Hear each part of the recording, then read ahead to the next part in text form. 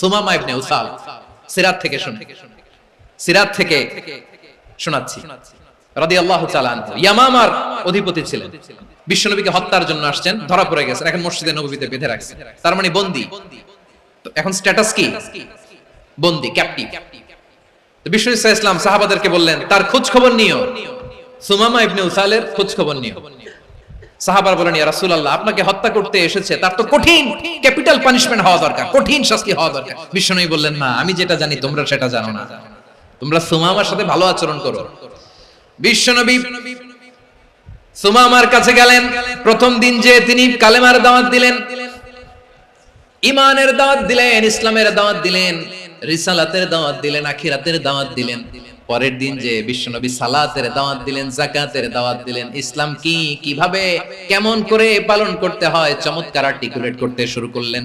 তন্ময় হয়ে সুমামা ইবনে উসাল রাদিয়াল্লাহু তাআলা আনহু বিশ্বনবীর কথাগুলো শুনতে আরম্ভ করলো।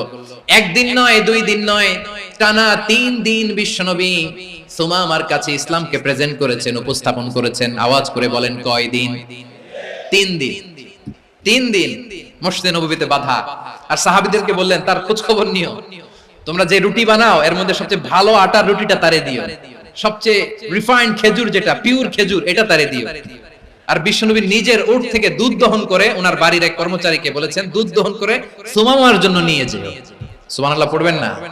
সবাই তো অবাক, ইয়ামামা থেকে আসছে নবীকে হত্যা করতে, বিশ্বনবী দেখে তারে জামাই আদর করে। একদিন নয়, দুই দিন নয়, টানা 3 দিন বিশ্বনবী এভাবে সুমামার কাছে যেয়ে ইসলামকে প্রেজেন্ট করতে আরম্ভ করলেন, ইসলামকে উপস্থাপন করতে শুরু করলেন, আর তাকে চমৎকার এন্টারটেইনমেন্ট আপ্যায়ন দিতে আরম্ভ করলেন। টানা 3 দিন যখন ইসলামের দ্য বিউটিজ অফ ইসলাম, ইসলামের সুমহান বাণী সৌন্দর্য তার কাছে উপস্থাপন শেষ, তাকে আপ্যায়ন শেষ, বিশ্বনবী বললেন সাহাবাদেরকে যাও এবার সুমামার হাতের পায়ের রশি দুটো খুলে দাও। সাহাবারা তর্ক জুড়ে দিলেন, লা ইয়া রাসূলুল্লাহ, এমনটা করবেন না তো, ভয়ঙ্কর ভয়ঙ্কর খুনি, কি জানি কি হয়ে যায়। বিশ্বনবী বললেন না, তার হাতে পায়ের রশিগুলো খুলে দাও। সাহাবারা বিশ্বনবীর কথা মতো তার হাতে পায়ের রশিগুলো খুলে দিল।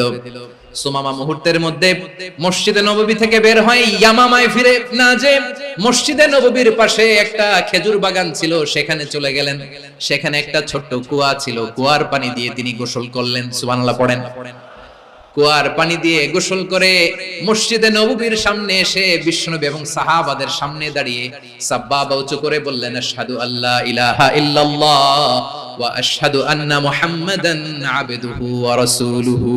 আমি সাক্ষ্য দিচ্ছি আল্লাহ ছাড়া কোনো ইলাহ নাই, আর মুহাম্মদ আল্লাহ তাআলার প্রেরিত বান্দা এবং রাসূল। প্রিয় ভাইরা, ইহসান দিয়ে যা জয় করা যায়, কঠোরতা দিয়ে সেটা কঠিনকালেও জয় করা যায় না। আওয়াজ করে বলেন ঠিক কি না?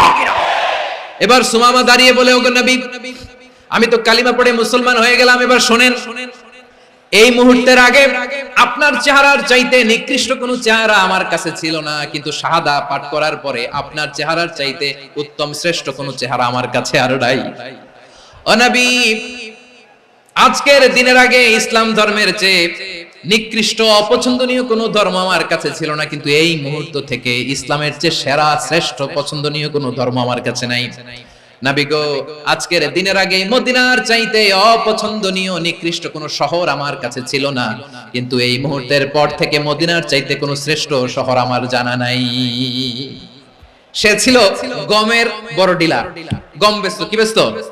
তার গম কিনে মক্কার লোকেরা রুটি খাইতো। সে ঘোষণা দিল, আজকে থেকে মক্কাবাসীদের জন্য সব গম আমি হারাম করে দিলাম, মক্কাবাসী এখন না খেয়ে মরে। সুবহানাল্লাহ পড়বেন না? মক্কাবাসী বিশ্বনবীর কাছে আসলেন, এসে বললেন, মুহাম্মদ, আমরা তো তোমার ভাই, তোমার চাচা, তোমার ভাতিজা, তোমার আত্মীয়, তুমি সুমামারে বলো সে যেন আবার গমের সাপ্লাই মক্কার জন্য অনুমতি দিয়ে দেয়। বিশ্বনবীর অনুমতি ক্রমে সুমামা আবার মক্কাতে গম পাঠাতে শুরু করলো। পড়েন সুবহানাল্লাহ। ইহসান, ইহসান দিয়ে আপনি যেটা জয় করতে পারবেন, you can win the heart of your enemies. ইহসান দিয়ে আপনি আপনার শত্রুর হৃদয়কে জয় করতে পারবেন। এজন্য আল্লাহ বললেন, ওয়া আনফিকু ফি সাবিলিল্লাহি ওয়া লা তুলকু বিআইদিকুম ইলাত তাহলুকা ওয়া আহসিনু ইন্নাল্লাহা ইউহিব্বুল মুহসিনিন।